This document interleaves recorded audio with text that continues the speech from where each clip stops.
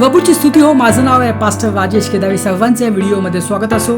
येशू ख्रिस्त आपल्या व आपल्या फॅमिलीला आशीर्वादित करो आणि सुरक्षित ठेवो. प्रियांनो, संदेश खूप महत्त्वपूर्ण संदेश आहे.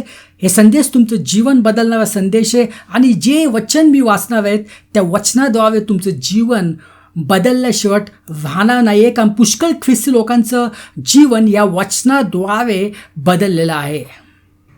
प्रियांनो, कधीकधी ज्या व्यसन जे असतात, आपण खूप प्रयत्न करतो ते व्यसन सोडण्याचा, पण त्यातून आपली मुक्तता आपल्याला मिळत नाही आहे.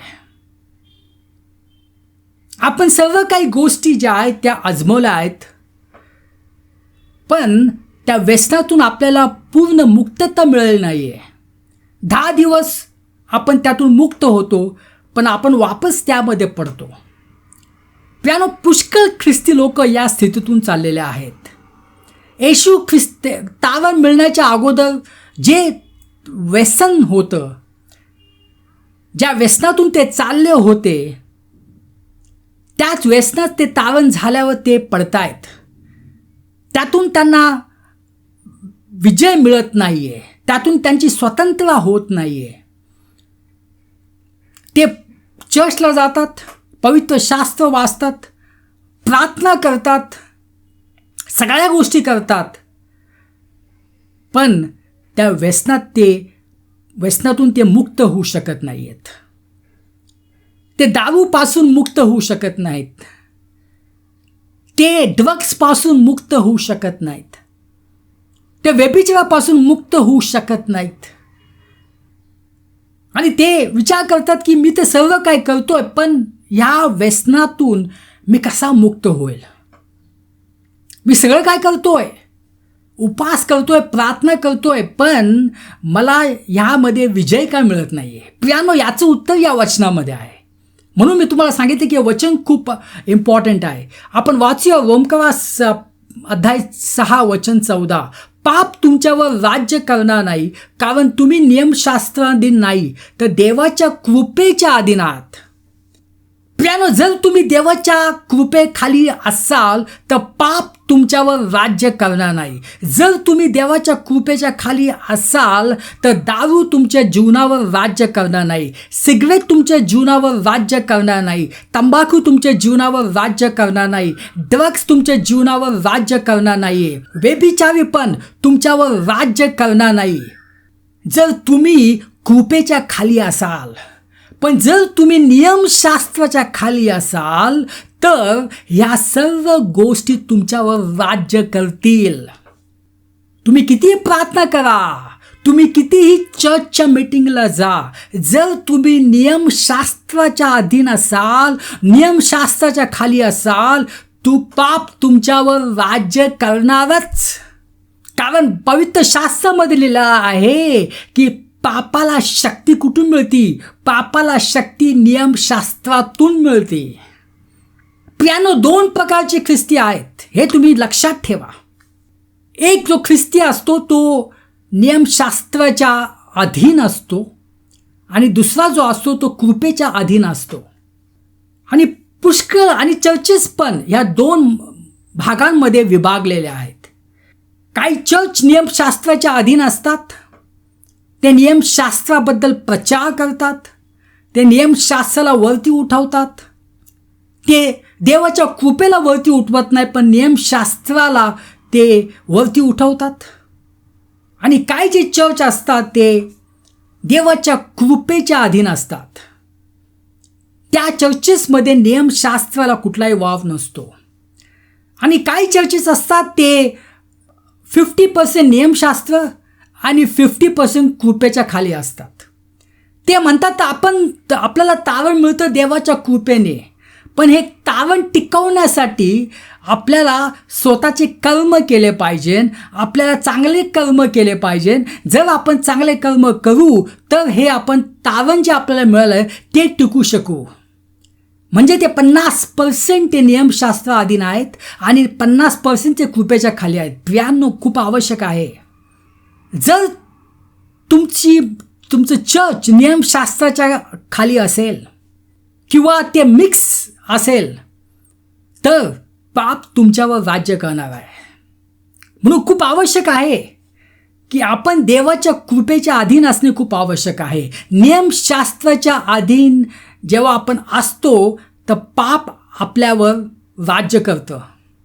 हे जे वेगळे वेगळे व्यसनं आहेत ते आपल्यावर राज्य करतात. दारू आपल्यावर राज्य करते, सिगरेट आपल्यावर राज्य करतं, खोटं बोलणं आपल्यावर राज्य करतं, लोकांना शिव्या देणं आपल्यावर राज्य करतं. आणि आपल्याला समजत नाही असं काय होतंय. मी तर ख्रिस्ती आहे पण का मी ह्या पापात पडतोय? कारण तुम्ही नियमशास्त्राच्या अधीन आहात हे तुम्हाला माहीत नाही आहे. तुमचं चर्च नियमशास्त्राच्या अधीन आहेत. ते नियमशास्त्र शिकवतात, ते प्रचार करतात की जर तुम्हाला स्वर्गात जायचं असेल तर तुमचे चांगले कर्म करणे खूप आवश्यक आहे, तुम्हाला एवढी प्रार्थना करणे खूप आवश्यक आहे, एवढे उपास करणे खूप आवश्यक आहे, एवढा दान धर्म देणे खूप आवश्यक आहे. प्रियानो, मी असं म्हणत नाही आहे की तुम्ही चांगले कामं करू नका, पण जर तुमचा विश्वास असेल की चांगल्या कामामुळं मला स्वर्गाचं तिकीट मिळेल, माझ्या जीवनात जे आहे ते ब्लेसिंग्स मिळतील आणि मी सगळ्या व्यसनापासून मुक्त होईल, प्रियानो, तुमचा जो विश्वास आहे हा चुकीचा विश्वास आहे आणि त्यामुळं पाप त्यांच्यावर राज्य करत आहे आणि त्यांना समजत नाही का मी पापात पडतोय. पुष्कळ चांगल्या ख्रिस्ती लोकांना मी बघितलेलं आहे की त्यांनी दारू अजून सोडलेली नाही आहे, त्यांनी सिगरेट अजून सोडलं नाही आहे.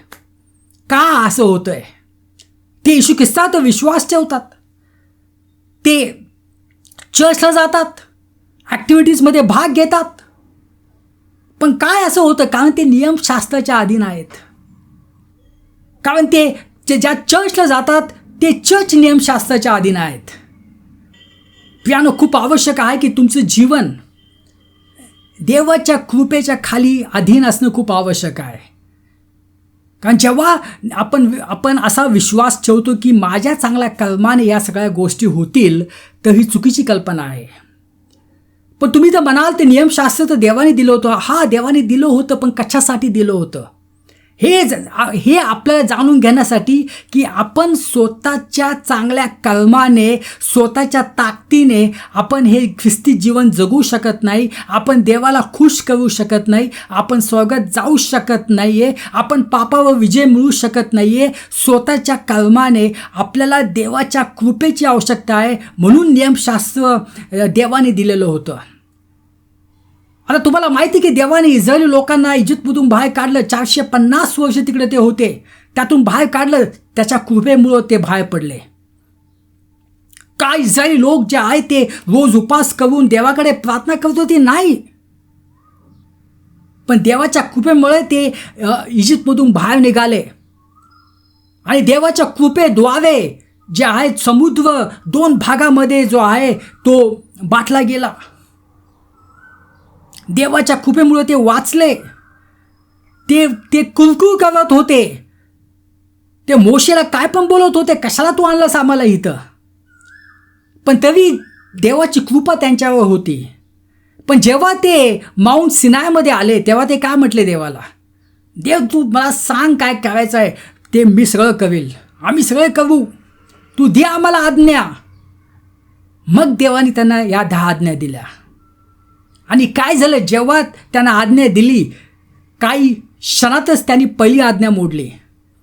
त्यांनी मूर्तीपूजेची पहिली आज्ञा मोडली. त्याने मूर्ती बनवली आणि त्याच्या भोवती ते नाचू लागले. बायबलमध्ये म्हटलं जातं, नियमशास्त्र it's a ministry of death, ही मरणाची सेविका आहे.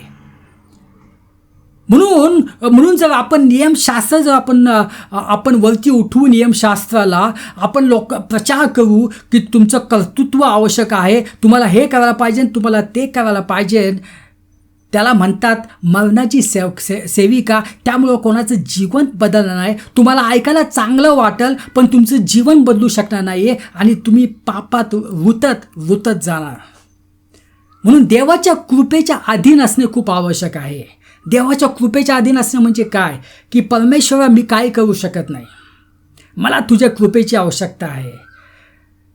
परमेश्वरा, मी स्वर्गात माझ्या चांगल्या कर्माने मी जाऊ शकत नाही आहे, कारण मी दुसऱ्याला एक चांगला कर्म करतो, पण जेव्हा दिवस संपतो तर 1000 वाईट कर्मे मी करतो. मी माझ्या चांगल्या कर्माने स्वर्गात जाऊ शकत नाही. मी माझ्या चांगल्या कर्माने तुझे आशीर्वाद मला मिळू शकत नाही. माझ्या चांगल्या कर्माने मी पापावर विजय मिळू शकत नाही. मला तुझी आवश्यकता आहे. मला तुझ्या कृपेच्या अधीन ठेव. हालेलुया. तर प्रियानो, हा संदेश खूप महत्त्वपूर्ण संदेश आहे. का डिप्रेशन तुमच्यावर राज्य करते? का आजार तुमच्यावर राज्य करते? कारण आपण नियमशास्त्राच्या अधीन झालेलो आहोत. आपल्याला खूप आवश्यक आहे की देवाच्या कृपेखाली असणे खूप आवश्यक आहे. हालेलुया. आपण प्रार्थना करूया. पिता परमेश्वर, धन्यवाद देतो या वेळेसाठी. ही सर्व प्रार्थना येशू ख्रिस्ताच्या नावाने करतो. आमेन.